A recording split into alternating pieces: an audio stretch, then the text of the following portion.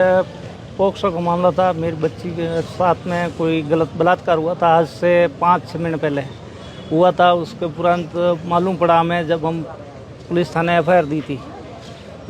बच्ची को इतना डरा धमका के परेशान कर रखा था कि ये मतलब मरने पे मजबूर हो गई थी। पर तब तो भी हमको नहीं बताया। स्कूल से मास्टर ने हमको कॉल करके बताया कि भाई बच्ची के पास में कुछ पैसे और ऐसा कुछ निकला है जिससे आप छानबीन करो। तब फ़ोन पर घर के मम्मी से पूछताछ करवाई। तब इन्होंने बोला कि देवराम ने मेरे साथ ऐसा ज़बरदस्ती की थी, आप घर पे थे नहीं और मैं तो काम करता हूँ बाहर, हफ्ते में एक दो बार आता हूँ। जैसे कि कभी बाढ़ का करना है, कभी सिणदरी है, कभी जूना मीठा खेड़ा है, दूर दूर करते हैं, पास में काम करते नहीं हैं। और आते हैं तो घर में ये दो रहता है, एक बच्चा है जो हॉस्टल में रहता है, दोनों माँ बेटी रहती है। और मम्मी इसकी है जो कभी चली जाती है हॉस्टल, महीना 15 दिन में बच्चे के पास में। जो छोटा है पहली बार ही डाला है उसको हॉस्टल में, 5वीं में पढ़ता है, तो खर्चा पानी देने के लिए चली जाती है। तो पीछे घर अकेला रहता था। तो ऐसे करके हमारा पड़ोसी एक देवाराम है, जो खेमाराम पुत्र पड़ोसी है, करीबन 40-42 साल का एज में आदमी है। तो जस्ट घर के पड़ोसी होता है। तो उसके भी बीवी बच्चे हैं, उसकी बच्ची है 12वीं पढ़ती है मेरी बच्ची के साथ में। तो हमें मतलब संतुष्ट है कि भाई ये बच्ची का बाप है, वो पड़ोस में ध्यान रखेगा। तो ये घर में अगर रहती है अकेली तो कहते थे कि भाई सुबह शाम तक ये है तो हम आते हैं वापस, जब तक उसके भरोसे हम घर छोड़ते।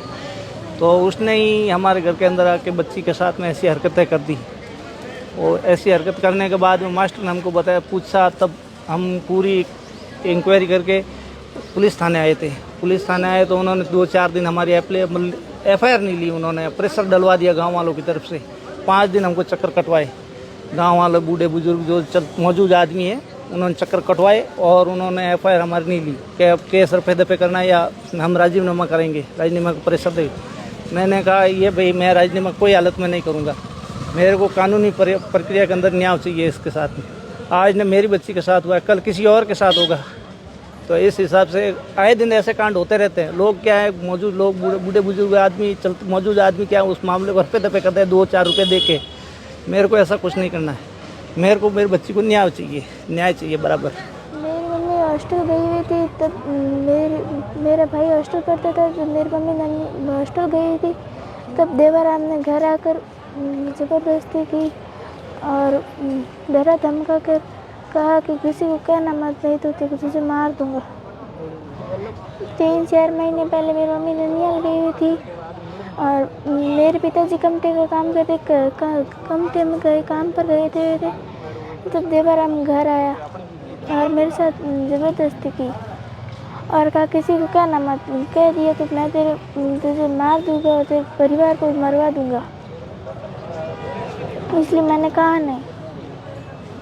फिर मेरी मम्मी हॉस्टल जाती है मेरे भाई के पास, तो देवाराम घर आकर ज़बरदस्ती करता है। स्कूल से फ़ोन आया कि 500 रुपये कहाँ से लाई। जब मैंने कहा कि देवाराम ने दिए, मम्मी ने पूछा कहा फिर पिताजी कब दिए, और मैंने कहा सब 12 तारीख को दिए थे पैसे और कहा किसी को मत कहना, न्याय चाहिए। राम जी सर ने कॉल किया, तब पता चला बच्ची घर पर आई और उसको पूछा, तब मालूम चला कि मेरे साथ में कई बार ये देवाराम हॉस्टल जाती है तब घर पर आता है और ज़बरदस्ती बलात्कार करता है। यहाँ पर आए थे पुलिस 4-5 दिन पहले भी पुलिस के आए थे, एफआईआर कंप्लेन ली नहीं थी। अब हम एसपी 3 बार पेश हो गए। हमें न्याय चाहिए। उसने डरा धमका कर रखा था कि तेरे को मार दूंगा, स्कूल तू अकेली जाती है, तेरे परिवार को मार दूंगा। इसलिए इसने डर गई थी, इसलिए इसने बताया नहीं। गाँव के लोग आए थे, जवाब भी दिया था उसको, खराजी को कर लो गए, नहीं तो मतलब हम लोग सब एक तरफ है, आप अकेले क्या करोगे, पुलिस से कंप्लेन करके भी कुछ नहीं कर पाओगे।